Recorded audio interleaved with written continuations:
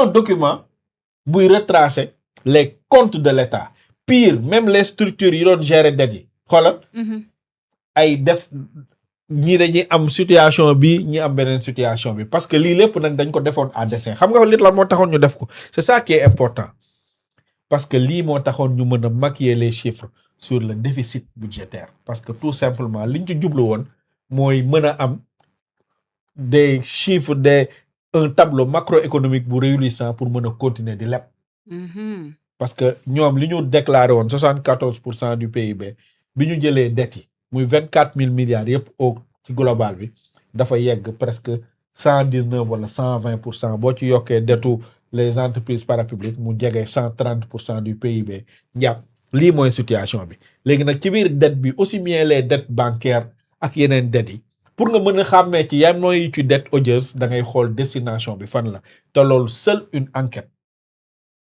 libre et transparente moo ko mën a déterminer parce que dégg nga fi ñu wax 45 milliards u contrat wu armement amul woon sax couverture budgétaire waaw amul woon sax couverture budgétaire du bërki démb dégg nga rapport bi nga xam si ni moom la Cour des comptes génne sur le dossier Intermac mais le ministre des finances de l'époque il s'est permis d'émettre une attestation bi wane ni am na couverture budgétaire alors que dans la loi des finances prévoir uñu sax montant boobu noonu du dégg nga fi problème bi amoon ci Sogepa sukuk bi xaalis boo xam si ni kenn xamul fu mu jaar loolu lépp nag day dugg ci benn opacité boo xam ne si ni tey loolu qualifié nañ ko de dette cachée te loolu amatul contestation ndax même FMI parle de dette cachée donc loolu nekkatul lu ñuy discuter bu fi kenn ñëwaat di créer la roue di wala nga koy recréer parce que stabiliser nañ ko FMI nangu na ni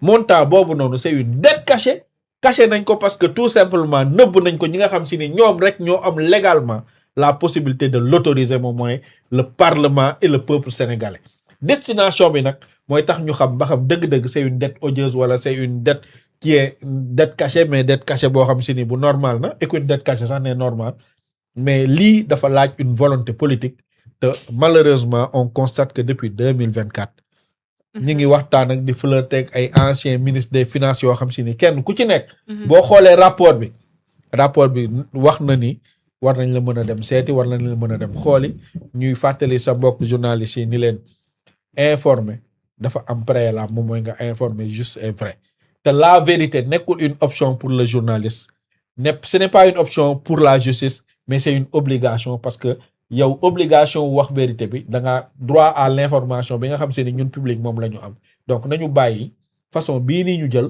heure bu Ousmane Sonko waxee ñuy jéem a déformer ay waxam di ko jéem a diaboliser te loolu mënta nekk les réseaux sociaux sont là da ngay wax léegi ñëpp yëgandoo ko nit ñi mënuñoo déggandoo lépp nga xëy suba mën leen bëgg leen raconter des histoires loolu rafetul loolu yow sa métier yow ngay remettre en cause sa professionnalisme ngay remettre en cause sa déontologie ngay remettre en cause te résultat bi nga ci bëgg doo ko ci am ndax li Ousmane Sonko wax leer na ci bopp nit ñi ndax soxlaatul ñu koy prouver chaque jour nit ñaa ngi gis conséquences yi ndax munoo continuer njàpp ngay fay bor bu ëpp bi nga daan fay ba pare bëgg a wax ni amul bor bu ñu la nëbb woon loolu xel nangu ko. Merci beaucoup Moustapha. Après on va terminer avec le FMI parce qu'il se fait déjà très tard hein. Il est minuit. Mon oncle dette cachée bi toujours ñu ngi ciy wax finalement am na lu bees lu ci xew dette odieuse ak cette sortie bi nga xam ne gis neen l'ancien premier président bu Cour des comptes amal ko ñëwaat ci terme dette cachée beeg ainsi de suite. léegi. oui. ma tegal leen France 24. oui. Au Sénégal, le Fonds monétaire international a révélé ce mardi qu'entre 2019 et 2024, une dette d'un montant de 7 milliards de dollars environ a été cachée par l'administration de Macky Sall, le président sortant. L'organe avait soulevé une dette largement sous-évaluée par le régime sortant. Les réactions à Dakar avec Elie Mandao.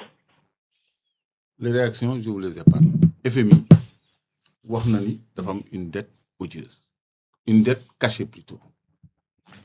Président Bassirou Diomaye Faye wax na ni ci déclaration oui.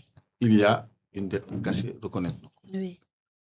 vidéo yëpp mënoon naa ko préparer di leen ko tegal son bi rek ngeen déglu pour que ñëpp mànkoo ci loolu Souleymane Niang bu TFM. Oui.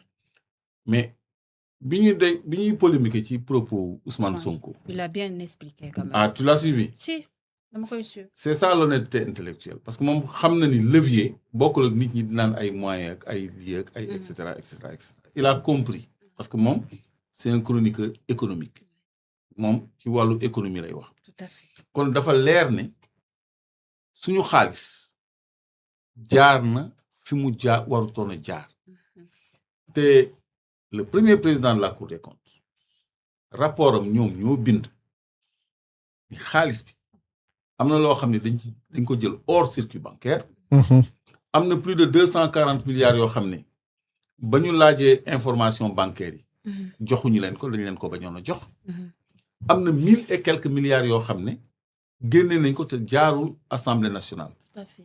1900 et quelques milliards, ou 1600 et quelques milliards, je n'ai pas les chiffres exacts, je ne veux pas dire n'importe quoi parce que je n'ai pas le rapport sous les yeux. 1305 milliards, moi, PDS. Non, beaucoup de PDS, PDS, c'est 300 et quelques milliards. Cap gouvernement, 1343 milliards. 1343. waxuma boobu ba tey mais am na yeneen fonds yoo xam ni jaarul fi mu war a jaar ñoom dañ ko bind ci seen rapport. Tout à fait. CNO yi certificat nominatif d'obligation yi. nañ ko fi. mais teg ko ci wolof reconnaissance de dette. maanaam waaw ak substitution de créance yi. maanaam substitution de débiteur. substitution de débiteur. waaw mooy substitution de créance rek. yow nga amel banque man ma fay banque bi nga amel. Tout à fait. kon loolu mooy lan donc pexe yooyu yëpp ñoom ñoo ko bind ci seen rapport man mii de xaw ma woon lan mooy CNO honnêtement. certificat nominatif d'obligation. man xaw ma ko woon. ñoo ma ko xamal. Oui. fa ñu doon jaarale xaalis bi. ñoo ma ko xamal. le directeur de l'ordonnancement des dépenses publiques. musuma intéressé xaw ma ko woon sax. ñoo ma ko xamal. donc ñoom ñoo teg loolu suñu loxo. FMI ñëw ñu teg loolu ci bëtëm. FMI nangu ni dette bi ëpp na li ñu leen waxoon. parce que rattachement irrégulier wax naa ko fi keroog damay bañ ma di répéter ci même kii. C'était très clair. C'est-à-dire premier trimestre 2026 nga affecté ko budget recette 2025. pour jouer sur le déficit. C'est malhonnête d'abord. parce que kii xool 2025 du gis ni dañ fa dugal lu fa bokkul woon. bu dee 1000 milliards ñu dugal ko 2025 te recette 2026 la. loolu ñu nëbb la. déficit boobu dañ ko nëbb. lii rek la ñuy wax c'est clair et c'est vrai. c'est démontré. léegi nag ñi nga xam ne ñoom ñoo nekk l'objet de ces malversations là ñoom ñoo nekk am seen télévision am seeni plateau di wax te ñu amoon ay ndombo tànk lañu ñoo fi nekk di lëmbe réew mi ci ay coow. lii vraiment jarul débat sémantique. lu leer la lu am la. rapport Cour des comptes c'est très sérieux parce que c'est des magistrats. donc loolu c'est clairement établi.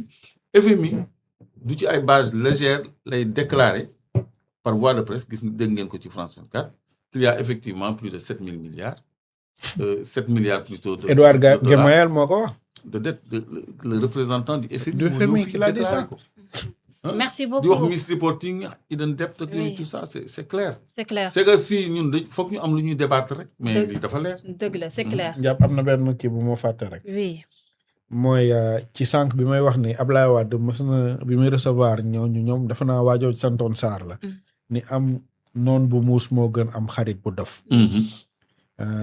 Omar Sarr waaw benn Omar Sarr voilà la tudd. Omar Sarr bu man je me demande parfois yan critères la ñuy tànnee ay collaborateurs au président. man jàpp mosuma gis ku nekk ci équipe de football di dóor ay buts contre son camp. mooy le cas d'Aldiouma Sow. parce que il commence à vraiment di importuner lu ne mu dugg ci lu nekk mu bëgg ci wax day fàttali sax lii muy wax ni waxoon na ko yow naka la sa président de la république waxee dette cachée di waxee dette cachée yow nga dugg ci ay manipulation nekk l'un de ses collaborateurs direct di xëyee président di fa wàcce nga toog di bind le contraire yow tu veux c'est la position officielle de l'État du Sénégal.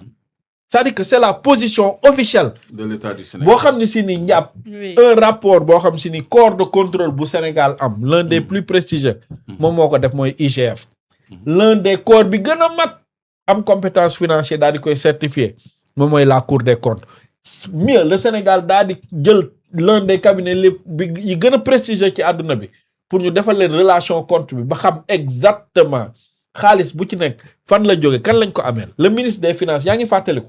nee na ku nekkul woon góor da ngay xëy suba rek daal di daw ndax da ngay toog chaque jour nit di la bind lettre naan la ameel nga ma 100 milliards ñi naan la 200 milliards ñi naan la 50 milliards. loolu yow sa état daal di koy def nga dem ci ay plateau de télé tenir les mêmes propos daal di ko fay wax xëy suba parce que tout simplement tu as une haine parce que da nga kenn xamul yow lan moo la dal nga xëy suba loolu lépp nga remettre ko en cause. Cette façon de faire la politique m'indispose et cette façon de faire la politique elle est bizarre gis nga bu ñuy def politique. njàpp nañu jiital les intérêts. nañu jiital éthique ak morale. te li Ousmane Sonko wax bërki dem te ñu xam ni politique bii ñuy def. bu keroogee yombal xiyam. yàlla suñu borom daf ñu koy laaj donc nañ ci jiital dëgg ci intérêt Sénégal nañu jiital di wax dëgg parce que loolu mooy njariñu Sénégal. ndax dette bi moomu di wax moo koy fay ndax bu jëndee essence gis na.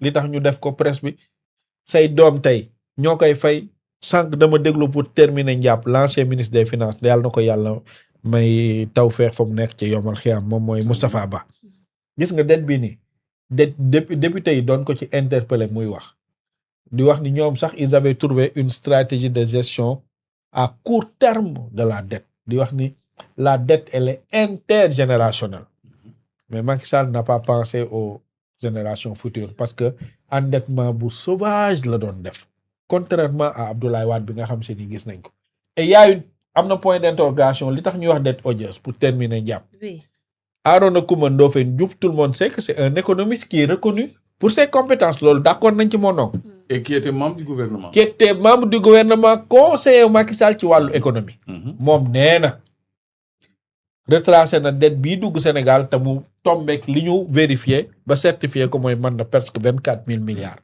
waaye nee na ci projet yi ñuy wax ñoom yëpp TER BRT tali ak lépp luñ ci def 6 000 milliards la maintenant la question qu'on doit se poser où se trouvent les 18 000 milliards am na solo fu mu nekk moom war nañ ko wax te it bërki démb box mooy bureau bi nga xam si ni moo nekkoon ci primature dafa génne benn rapport sur la gestion des projets et des performances sur l'ensemble des projets de 2012 à 2024 jàpp xam nga lan mooy taux d'exécution bi 46% c'est-à-dire que ci flux financier presque 11 000 milliards yoo xam si ni dañ ko leb laa la wax de war ko fay mënuñoo sax absorber 46% en termes de travaux te lu ci bari boo xoolee taux d'exécution financière bi yegg na ci proportion yu jéggi dayoo xaalis bi fan la dugg te lu mel noonu tey jàpp naa ni ay enquête ay audit ay vérification yu sérieuse mooy tax ñu xam ko ba pare ñu situer les responsabilités. am na solo top flop ñu yëkkati jotaay bi.